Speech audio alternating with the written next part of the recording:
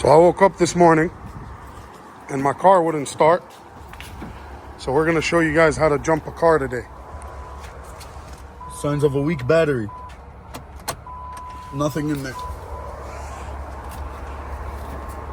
So we're gonna use our jumper. Pop the hood.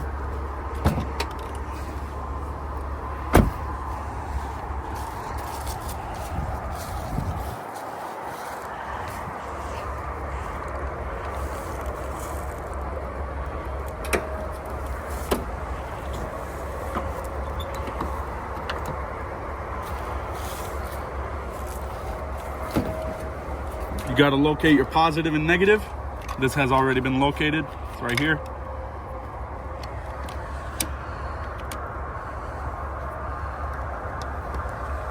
You got to turn on your jumper. And if your jumper has a boost mode, like here, which is already activated on mine, but in other words, you would press it here.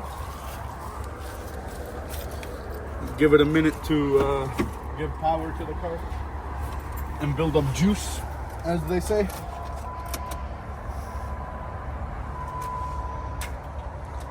Nope.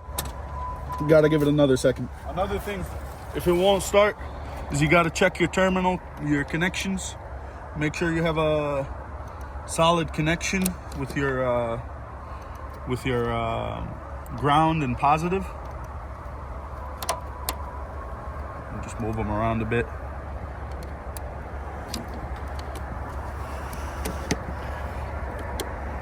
Just move it.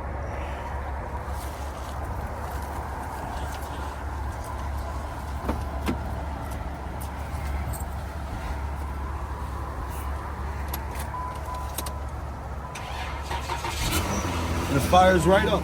Any other tips, Ahmed? I always recommend using the proper equipment and somebody who knows what they're doing, so you won't fry any computer components.